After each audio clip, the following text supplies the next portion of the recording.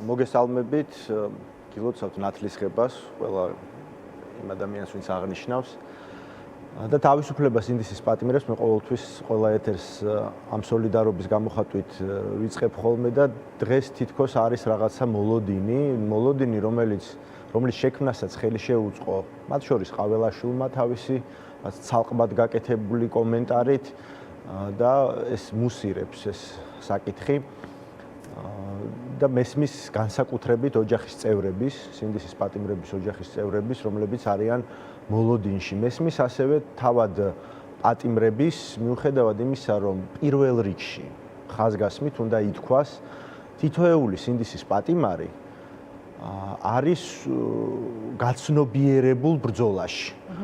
4 კედელში მჯდომი ადამიანი იბრძვის, ეს არის პოლიტიკური აქტი, ეს არის სამშობლოსთვის გამოხატული აქტი, ეს არის სამშობლოს სიყვარულისთვის დათმობილი თითოეული დღე თავისუფლებისა, რომლის გამოც ჩვენ მადლობა უნდა უთხრათ საზოგადოებამ ამ ადამიანებს. ისინი არიან უდანაშაულოები. პირველი, როდესაც ვსაუბრობთ სინდისის პატიმრებზე, უნდა ვთქვათ, რომ ეს ადამიანები არიან უდანაშაულონი, მათ არაფერი აქვთ შესაწყალებელი. ეს ძალიან მნიშვნელოვანია. არც ერთ მათგანს არ მიუმართავს შეწყალების თხოვნით, თუმცა სამართლებრივად შეწყალებას არ სჭირდება არანაირი მიმართვა, არც თანხმობა სჭირდება და ადამიანს გაცნობიერებული რომ ჰქონდეს, რომ აი ბოლომდე უნდა არანაირი მონანიებად ბოდიში, ანუ მას რომ ჰქონდეს გადაწყვეტილი რომ არა თუ ასეთი არის ბრძოლა, მე მინდა რომ აი ბოლო დღემდე სამშობლოსთვის დავისაჯო, რაც მაქვს მოსჯილი, მას ფიზიკურად ვერ გააჩერებენ უკვე თუ შეწყალების აქტი იქნება გამოცემული. ხო, როგორც გახსოვთ ხაზარაძე ჯაფარიძეს პოლიტიკური ინსინუაციებისთვის გამოუშვეს მაშინ და არავის მიმართული არ ხონდა, საზოგადოებამ ეს უნდა იცოდეს. ვინც დატოვებს თუ ესე მოხდება საპატიმროს არ ნიშნავს რომ ვინმე რაღაცნაირად ან თანხმობა განაცხადა ან წინასწარ ითხოვა შეწყალება. ეს ადამიანები მე დარწმუნებული ვარ რომ დადგება ამ ქვეყანაში დრო, როდესაც ჩვენ რეჟიმს დავასრულებთ და ყველა თითოეული მათგანი იქნება უდანაშაულოდ ცნობილი. ეს არის ძალიან მნიშვნელოვანი სამართლებრივი სტატუსი, უდანაშაულოსი და არა შეწყალებულის, მაგრამ ჩვენთვის ახლა მნიშვნელოვანია ჩვენი ბრძოლის ამ ეტაპზე, ამ უმძიმეს და უმწვავეს პოლიტიკურ კრიზისში, სადაც თითოეული თანამებრძოლი ჩვენ გვჭირდება, ხო, წინააღმდეგობის მოძრაობაში არის საზოგადოების აბსოლუტური უმრავლესობა, მიუხედავად იმისა, ეს ყოველდღიურად საპროტესტო აქციებში გამოიხატება თუ არა, ხო? ახლა განსაკუთრებული ძალისხმევა გამოიჩინეს და რა ვიცი, მართლა თავის ყოველდღიური ცხოვრება შეცვალეს რუსთაველზე ყოველდღიურად მდგომმა ადამიანებმა, აქციის მონაწილეებმა, მაგრამ ხედავთ რომ აი შაბათის მარშზე ან რამე განსაკუთრებულ დღეებში ათასობით გამოვდივართ ხოლმე, ხო? თითოეული ჩვენგანი შეიძლება ყოფილიყავით სინდისის პატიმრების ადგილას. ახლა ეს იყო რაღაცა შემთხვევითობა, რომ ისინი არიან, კიდევ ერთხელ მადლობა მათ, მაგრამ მნიშვნელოვანია რომ ჩვენი თანამებრძოლები იყვნენ ჩვენთან ერთად, იყვნენ თავისუფლები, იყვნენ ფიზიკურად თავისუფლები, თორემ მათ თავისუფლებას ვერავინ ვერ შეუზღუდავს. ისინი იბრძვიან საქართველოს მომავლისთვის და არა აქვს მნიშვნელობა ეს ჩინჩალაძის მურუსიძე ჩინჩალაძის სასამართლოს მეშვეობით გააკეთებს ამას ივანიშვილი, როგორც თავის დროზე დააკავა და დააპატიმრა უკანონოდ და დაატყვევა. თუ ამას გააკეთებს მაგალითად, რა ვიცი, ყაველაშვილის მეშვეობით, ჩვენთვის დღეს არის მნიშვნელოვანი რომ ეს ადამიანები იყვნენ გარეთ. თუ ეს რა თქმა უნდა მოხდება ეს რა სიტყვის თავად ხელისუფლებაზე ივანიშვილზე, რომელმაც როგორც სამადამიანო ფსიქეში გაშვების გადაწყვეტილება მიიღო, ასევე თავად გადაწყვეტს ვინ უნდა გამოვიდეს თუნდაც დღეს გარეთ. ხო, აი ხელისუფლების ინტერესში რატო შეიძლება შედიოდეს დღეს თუნდაც პატიმართა ნაწილის გათავისუფლება? მოდი ვთქვათ რომ ერთი მხრივ აქ საქმე გვაქვს ძალიან დიდ უკმაყოფილებასთან და უსამართლობის განცდასთან, რომელიც არის საზოგადოებაში. თითოეული დღე სინდისის პატიმრების საპატიმროებში გატარებული არის ძალიან დიდი უსამართლობის აქტი თითოეული დღე.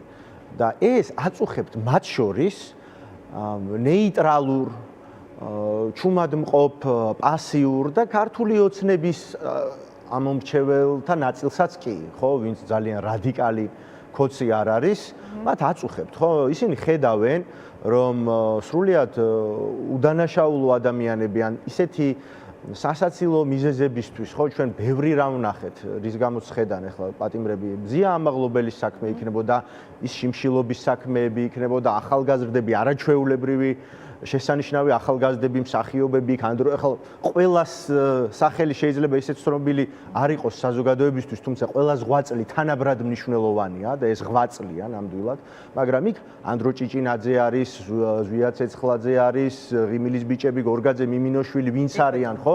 ჩემი თანაგუნდელები, მათ შორის ვეფხია კასრაძე, ვასილ კაძელაშვილი, რომლებიც არიან ისეთ შეკერილ საქმეზე, საერთოდ არ იცნობდნენ, ჯგუფურად აქვთ წაყენებული სისხლის სამართლის დანაშაულის ჩადენა ჯგუფურად.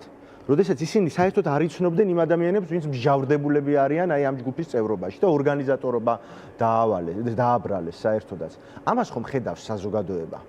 განსაკუთრებულად ხო ეხლა მე არ მინდა ვინმე გამოვყო ხო აი შედარებით უფროსი ადამიანები ხო აი ვეფხია კასრაძესაც ხშირად გაუკეთებია განცხადება რომ მე ჩემი თავი გადადებული მაქვს თავარი აი ეს ახალგაზრდები პატარა 19-20 წლის ბიჭები რომ შეხედან და გოგონები აი მათ გაცილებით უფრო მეტად მახინჯად ექცევა უმახინჯებს ხო მომავალს რეჟიმი ცდილობს რომ დაუნგრიოს მომავალი სტუდენტები არიან ისინი იქ სწავლობენ დისტანციურად ცდილობენ იმიტომ რომ თავისუფალ საქართველოში დაბადებულები არიან თავისუფლების და პატრიოტიზმის იდეალებზე გაზრდილი და აღზრდილები არიან და ნამდვილად არაპირებენ ბრძოლის შეწყვეტას ისინი თავის სიტყვას კიდევ იტყვიან საქართველოს ისტორიაში მაგრამ ახლა მძიმე ჟამს ჩვენ გვჭირდება ისინი გარეთ რეჟიმისთვის სხვადასხვა მიზეზი შეიძლება არსებობდეს, მათ შორის თავისი ამომრჩევლის ნაწილისთვის გულის მოგება, შეიძლება რაღაც სხვა მიზეზები იყოს, კიდევ უფრო დიდი მათი სპექტაკლის შემადგენელი ნაწილი. ამ მოტივს, მათ მოტივს ჩვენთვის ამ შემთხვევაში ნაკლები მნიშვნელობა აქვს, ჩვენთვის ფაქტი იქნებოდა მნიშვნელოვანი. თუმცა ვნახოთ, ეს სულაც არ ნიშნავს, რომ დღეს შეიძლება ვინმე შეიწყალონ. მიუხედავად მათი განცხადების, ჯერეთი მათ სიტყვას ყოველთვის ჩალის ფასი აქვს ხოლმე ისედაც. და ვნახოთ მე მესმის რომ პატიმრისთვის ფსიქოლოგიურად ძალიან რთული შეიძლება იყოს ელემენტარულად გადაწყობა რაღაცა მოლოდინი რო არსებობს ოჯახის წევრებისთვის მე გარეთ რო დგანან ეხლაც რო გარეთ დგანან ციხესთან ამ მოლოდინით ხომ ანუ ძალიან რთულია ეს ოჯახის წევრებისთვის ყველაზე მეტად რთული არის ხა ციხეში კიდევ განსაკუთრებული უნარები და ძალა შეიძინეს ამ ადამიანებმა ბოლო 1 წლის და ზოგი მეტი ხნის განმავლობაში ჩვენ უნდა გვახსოვდეს რომ ზოგიერთი მათგანი რუსული კანონის აქციებიდან მოყოლებული არის დაპატიმრებული და მსჯავრდებული. კი ბატონო.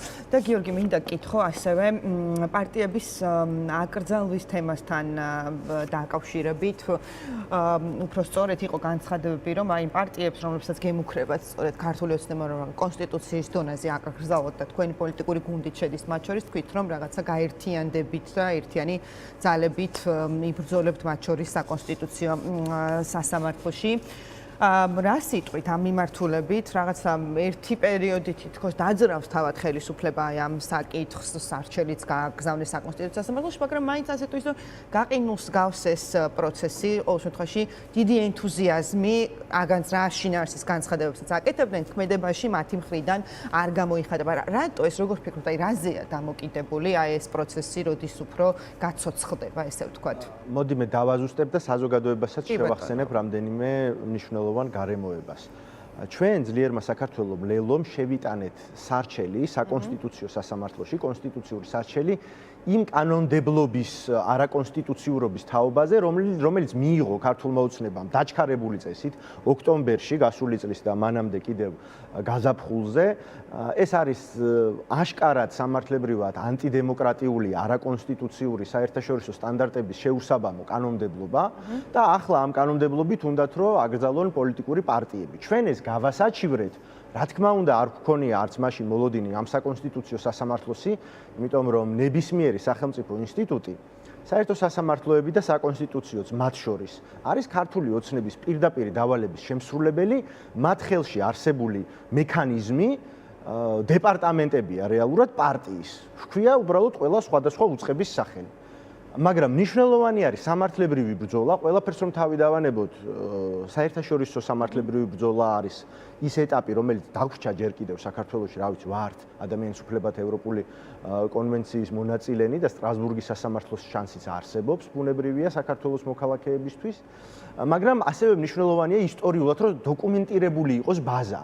ამ რეჟიმს სჭირდება მხილება და ხვალინდელი დღე, როდესაც დადგება და ეს სამარცხვინო ფურცელი ქართული ოცნების მმართველობის გადაიფურცლება, უნდა ვიცოდეთ, რას ჩადიოდა ეს რეჟიმი, როგორ მივყავდით ჩვენ რუსეთის და ბელარუსის მსგავსი სისტემისკენ და უკვე ვართ, ხო, დაახლოებით უკვე აქ, შორს არ ვართ, როგორც მინიმუმ.